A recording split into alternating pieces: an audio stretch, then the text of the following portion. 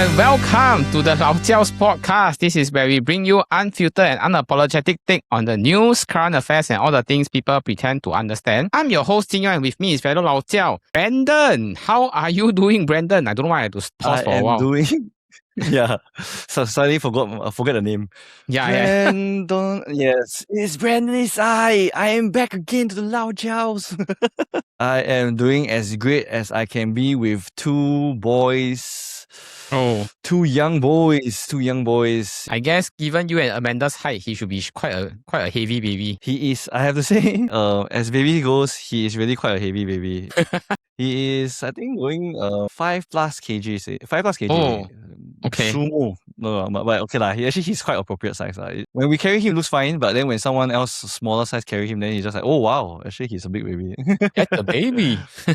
I wanted to begin the podcast by discussing the massive attack Palestine Flag stunt that sparked police and IMDA probe. Okay, so to give our listeners some context, English trip hop band Massive Attack displayed a Palestine flag during their Singapore concert at the Star Performing Arts Centre on July 29, which prompted police report and an IMDA investigation into a possible licensing breach. Now, concert organizer Lushington Entertainment said it would fully cooperate with the authorities, while local reporting noted that the public display of foreign national emblems without a permit can carry a fine, jail term, or both. Now, footage circulating online also showed the audience chanting Free Palestine, and some reports said the band appeared to reference the Palestine cause during the set. So I want to ask Brandon, a lot of people are saying that they are just promoting a cause that they personally believe in, and some are saying that the law is the law. So which side are you on, Brandon? Honestly, I say I am on the side the law is the law. Okay. Because honestly, you know that we are in Singapore where the law is not as forgiving and it's not as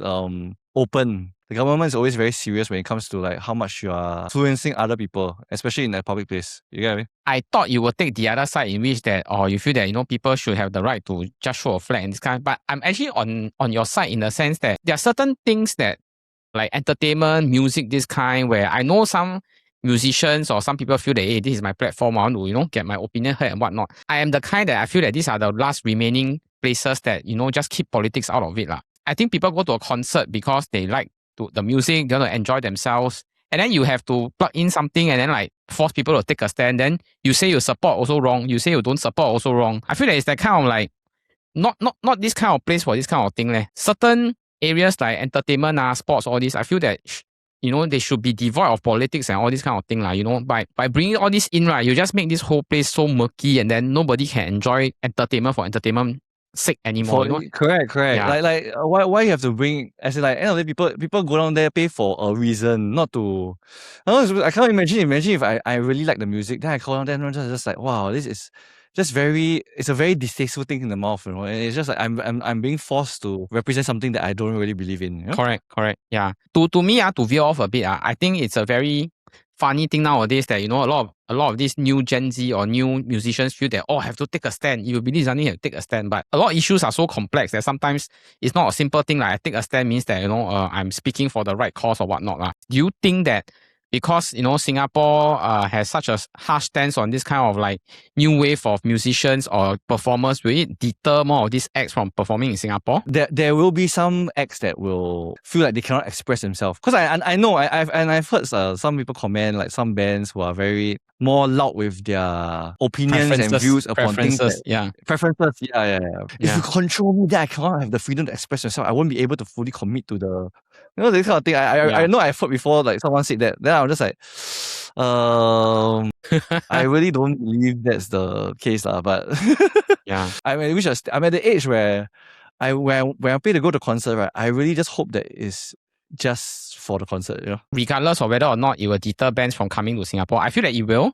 But I also feel that this is a stance that Singapore has adopted since, I don't know, Lee Kuan Yew's time. Okay, so I feel that this kind of thing, you like it, don't like it, I feel that if even a bigger act than Taylor Swift come, right, if they decide to do some of this funny thing, I think it will be the last time they perform in Singapore. I don't believe Taylor Swift will do this kind of thing, but touch wood. Yeah, touch wood. But I understand the point. Yeah. I think Brandon will do the segment of the week. Can I ask what would you like to talk about? For my segment of the week, actually, I wanted to talk about like places you can go to watch the fireworks. but I realized by the time this episode is out, right, Yeah. Oh yeah, that's it's true. That's over true. already. Yeah, that's true. That's true. Yeah. We're talking about Singapore births fell below 30,000 for the first time since independence. So a total of 29,864 babies were born in 2025, down 11.4% from 33,000 in 2024, making it the first year in Singapore recorded data to fall below the 30,000 mark. The ICA report also showed that 26,000 of those babies were citizen birth, while the median age of the first-time mother rose to 32 years old, reflecting later marriages and delayed childbearing. So the demographic pressure is part of a broader pattern of falling fertility and an aging population, with the resident total fertility hitting 0.87 in 2025. Deaths aged up 26,499, and the government has warned that without new interventions, Singapore's citizen population could begin shrinking in the early 2040s. Now, in reaction to this news, right, I'm curious, why do you personally think, right, that the current generation of couples are not wanting to have kids? I'm the right person to ask because I don't have girlfriend, no family, this kind of thing. Okay, honestly, right, I think if you talk about a general sense, I think not wanting kids is, of course, I think one is about cost of living, but I feel that the general Singaporeans, if you think about you want to have kids, cost of living to me is just an excuse. I think the biggest factor here is more about, they want to live their own life. And I think a lot of them, they see their parents slogging their lives out for 20 odd years before their children can grow independent and get a job. Or at least for me, that's what really put me off and really made me think twice about having a kid. I think getting married, getting other half is not the difficult thing here. It's really about having a kid and the cost and the time and effort that goes into having a kid. Yeah. But honestly, right, actually, this was 2025, right? I have so many friends that gave birth this year. Personally, I also gave birth this year. So, like my entire friend, I have one entire friend group, right, that they're all pregnant and like they're all giving birth this year. Like, wow. Like, imagine that friend group is 6 people, so 6 babies in just one friend group. I am pretty sure that it's not because the Singapore came out of this news that after everybody want to give birth. No, I believe just so happened. Then plus the fact that I think Chinese zodiac this year is a Ma. It's a nice year. Ma. Yeah. Last year was snake, right? Yeah, correct. And then I believe a lot of times snake years are usually the ones where like people, those auspicious people, they always tend not to like so much. I do have to say that I have certain friend groups, right, that they are really making a conscious decision, right, that they don't want to have kids anymore. It's not really that they cannot afford, because once they turn 30 plus, honestly, they are living very comfortably. They buy a house already, their house bills, their pay is more enough to pay for it. That's the reason why after that they decide to get pets instead. This goes to show, right, that it's not that like they cannot afford or they cannot stand like a bit of a commitment. But I just feel that when you have a kid, right, I feel it's more of the restriction. Yep. It's the conscious commitment that, okay, I have a kid, now I have responsibilities that I really cannot avoid. It's not saying very bad. Like sometimes you have a pet, right? If you really don't want a pet, right, you can really give it up for adoption. That's but true. Once I have a kid, right, there's no such thing as I give my kid up for adoption. It's really very hard. It's really very painful. It really should never be the case. It's a lot of thinking, a lot of commitment. And the fact of the matter is we are a lot older. So last time when you're in your 20s, right, you don't think that much. So that's why a lot of people in your 20s is like, oh, I always want a big family. I want to be a young parent. Then once you reach your 30, right, then it's just like, do I really want to have so many kids? I'm very tired. Like this is very expensive in Singapore. It doesn't make sense. Like, who's going to help me take care? Then my friend group is like nobody having kids, or like I really want to have kids. I can't imagine life without kids. Become like 30 years old. Actually, I can have, I can don't have. I'm an uncle. My brother has kids. I can play with my nephew. It's okay.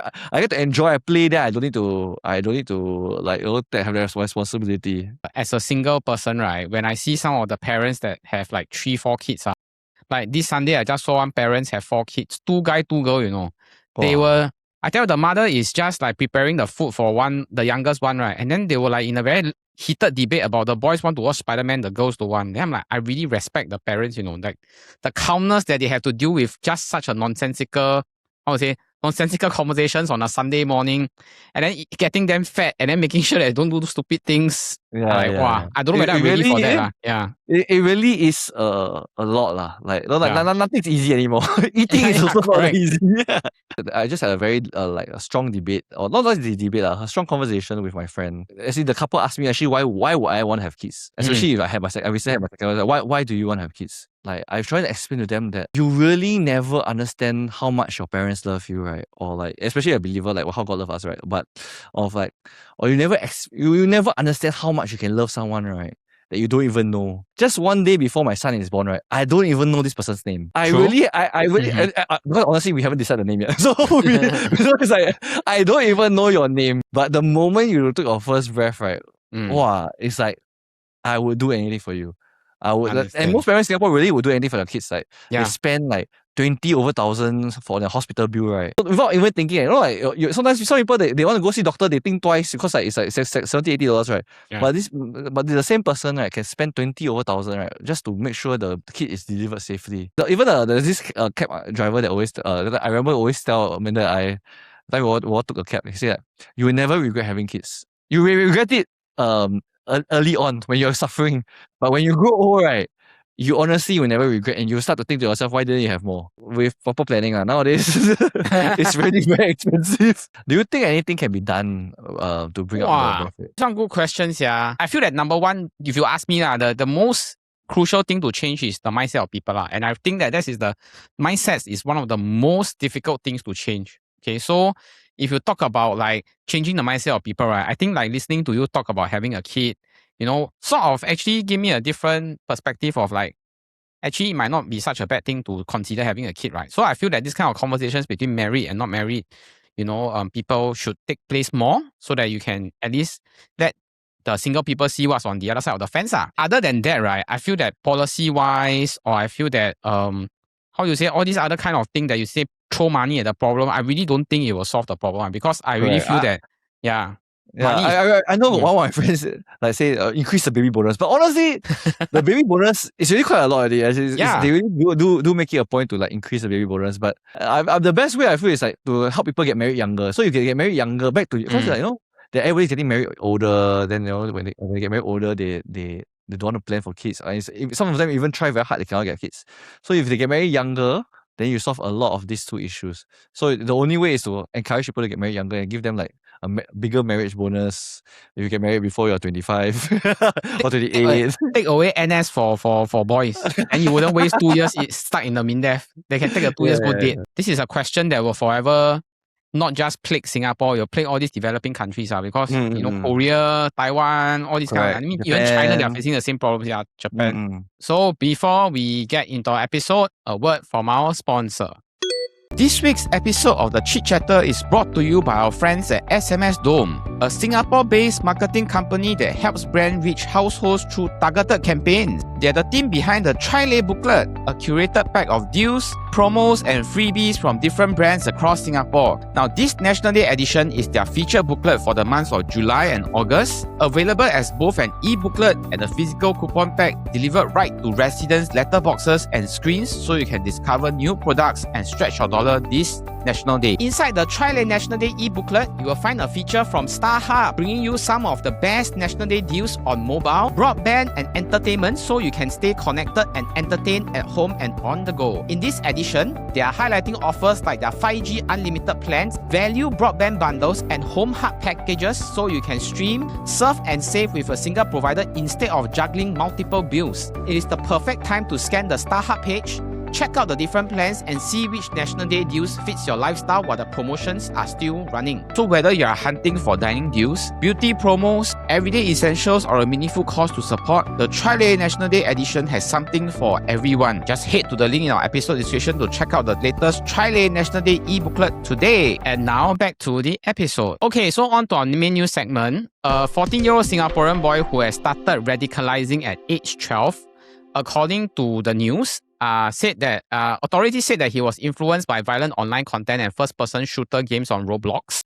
The news did not name the school, but said he had planned a mass casualty attack there during the June 2026 school holidays, targeting non-Muslim schoolmates, and had drafted a 21-page manifesto intended to livestream the attack, pledge alliance to ISIS, and then kill himself. Now, Minister K. Shanmugam said the case showed how quick extremist ideas can turn into violence, which is why families, friends, and schools need to report warning signs early. I want to ask Brandon, what was your reaction to this news about this 14-year-old radicalization? The first thing that came to my mind is, right, a 14-year-old writing a 21-page manifesto. I was just like shocked. I was just like, what the hell? How did this person put so much planning into an attack?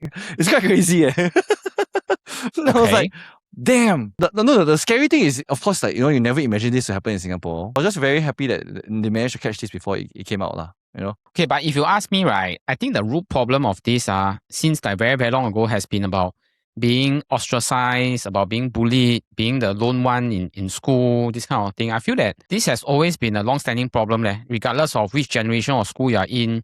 You always have that few kids that were being bullied because they are special, or you have that few kids that cannot ostracize because they are a bit different. And then the only difference now is that because social media, because of how many of these videos are now posted online, it's just so easy to get influenced by it and feel that, oh, now I have something to blame the problem on. It's not my problem, This one is like the world is against me, so I just have to eradicate the problem kind of thing. I really feel that, interestingly, I thought Singapore would go hard on the problem, but instead they have taken the other approach, which is that they feel that schools shouldn't be like jails like that, shouldn't be like, so much security, but instead they should try and look at how do we create a more conducive and safe environment where, no students are bullied kind of thing, or like no one student is being ostracized or whatnot. School already it feels like a prison to some people, like it feels that way. But at least at the end of the day, they can learn to like it and what. But if you make it, you make the security so tight, and you put a lot of different things like to make it to like following some of the other countries, right? It will really start to feel like a cage, like a prison. Like, oh wow, you're trying to lock me up here. It gets a lot more suffocating. So when the rebound, right, every action got a reaction, right? The rebound of this, right, will be sometimes a lot worse. I also don't want the next generation of Singaporeans to go to school and then you have to do things like, what is the first shooter drill, this kind of thing. Like, can you imagine like the US like that, they have to do this kind of like, if there's an active shooting, what should we do kind of thing. I think it's a very scary world to live in. Like you go to schools and to prepare for being shot at. Yeah. And no, they start to plant a seed in people's mind like, wow, school is no longer a safe place. Whereas it's supposed to be. Like, it's a safe place for me to learn, to grow. Yeah. Like, it's where make friends, where your childhood is, to make friends, build relationship. I guess that's the reason why, when I heard this news, is like, I would imagine in Singapore, imagine if last time you're 14 years old, right? You tell your friends this kind of thing, right? Your friends tell you, crazy, bro. You wake up your idea, don't do this kind of stupid thing. Yeah. So I think the second question that our producer wanted to answer was about the, games like Roblox. Does it promote violence and whatnot? Very hard to say you take them off the market I feel. Because this kind of games, right, you take them off the market, it'll just become more attractive only. Then kids will find a way to download and play. And then it's even worse, right? You don't get to decide how the games get into their vision and whatnot, or get into their eyes or whatnot. So I still feel that what the MOE and the MHA did was correct, which is that to emphasize that, no bullying, the environment should be safe, and then sort of teach children the right values so that they can assess, this is a game, this is not meant to radicalize me or whatnot. It gets a bit dangerous when you let your kids talk to strangers online. Yeah. Like, exactly. That's the only part that I feel like maybe to prevent, right? Don't let them play online with like other people. Limit the chat function, Limit the chat, correct. Have parental guidance. And I believe all these games have this parental guidance, like only can play with let's say your friends or people you know. Then that's where you stop them from like talking to crazy people who like want to like instill this kind of weird ideas into your kid's mind, Quite a sad news. I just hope that the kid that was the 14-year-old boy can get the right help, and I hope that in maybe a year or 2 years time he will be a normal Singaporean and enjoy his life and have friends again. Okay, so the second piece of news, Minister for National Development Chee Hong Tat said the wait out rule has been lifted immediately for those that want to buy resale flats and are coming from the private market because market conditions have improved and HDB resale prices have moderated.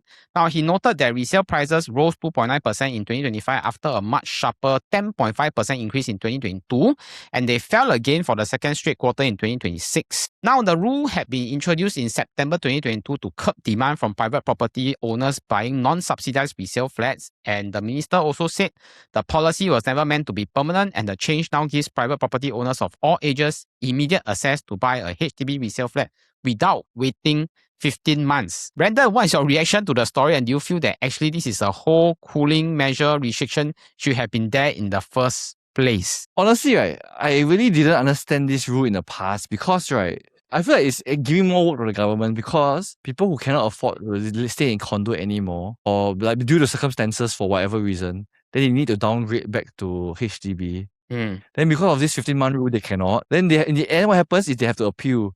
And when they appeal, they have to go to MP, they have to go to this, they have to go to that. Then after it's just like, no, they have to go through the whole process of like, why do I, like, how I cannot even afford to stay condo. Then now you tell me I have to rent some place, spend even more money, to stay somewhere that's not even my own home, that for 15 months because of this rule, then after that I can buy a HDB. Whereas if you could have just let me, right. Like I downgrade for a reason because I got no money. And so I want to like streamline my finances. I understand that some people want to like bypass, but honestly, people who want to game the system, right? They will, they are gaming the private market system more often than the HDB. I honestly at the start I really found this rule very silly. As in like I didn't understand the sense of it. Like it makes no sense. But now that they remove it, then I just they also agree.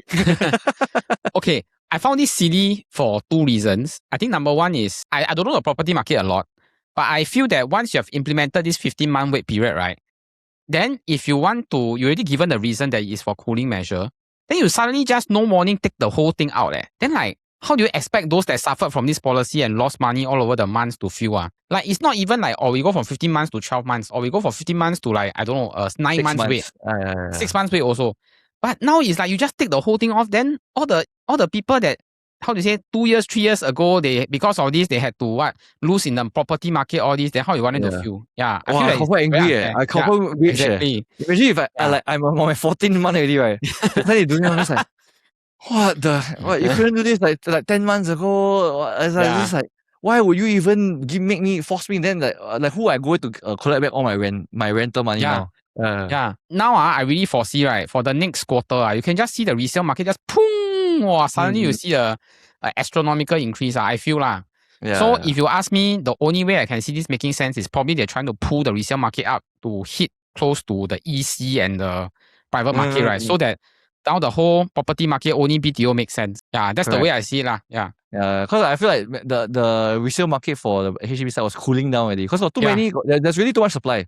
Yeah, but a lot of places still TOP. Then after that now there's a massive influx of supply, but then not much demand. So they want to increase back the demand. So that's what they do But it's very strange that they just straight away say, we're just going to remove it straight away. Then we're just like, gone. If I really want to be a CV, then if I'm the government, I'll say that the wait period is out for families or married people.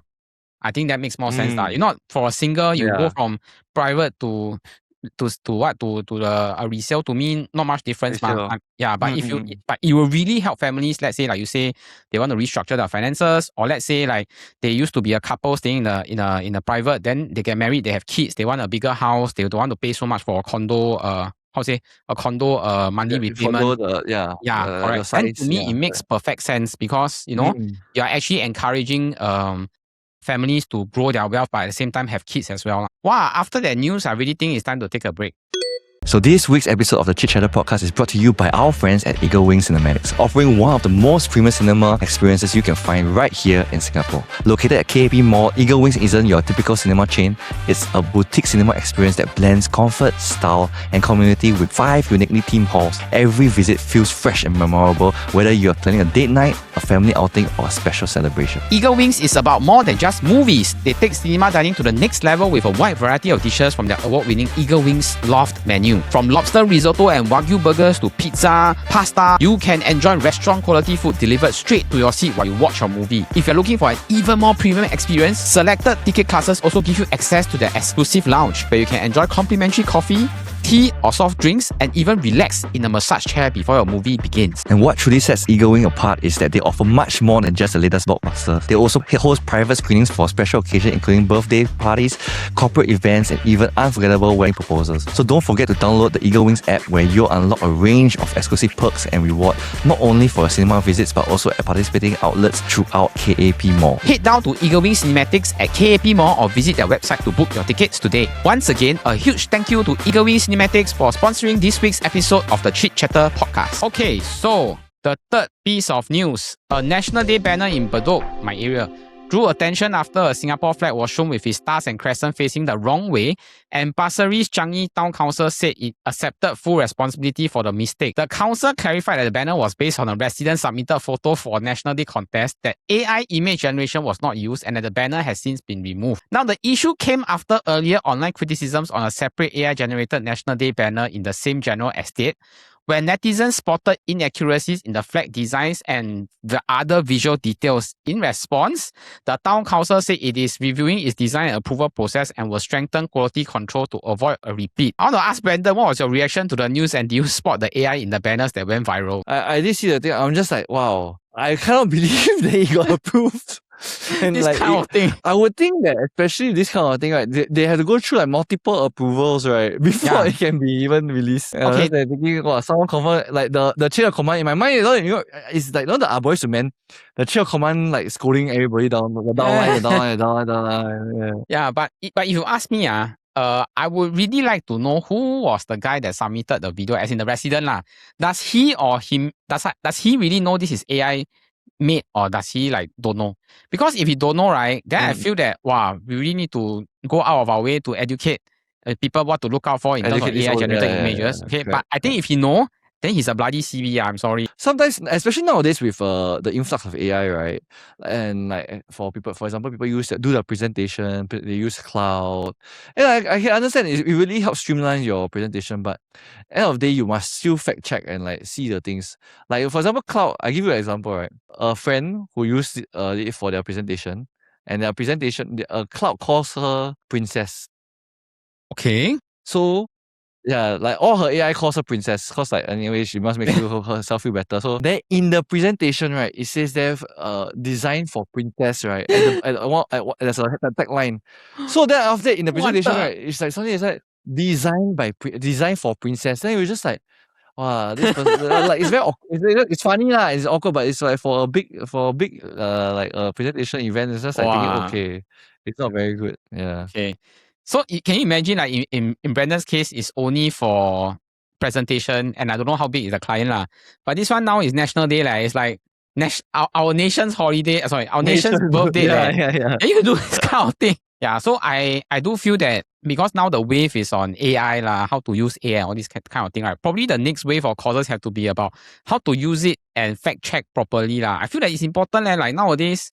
Like, like even like my translation, I translate news, right? It's also, sometimes I also have to learn what thing to fact check, like people's names lah, or the positioning lah, the names of organizations. These are crucial things that I always fact check when I translate lah. When national symbols are involved or key events, right? I think have to be a bit more careful lah. Okay, so before we end, we would like to go with a round of quick fire news for Alamak meter. Okay, so first news.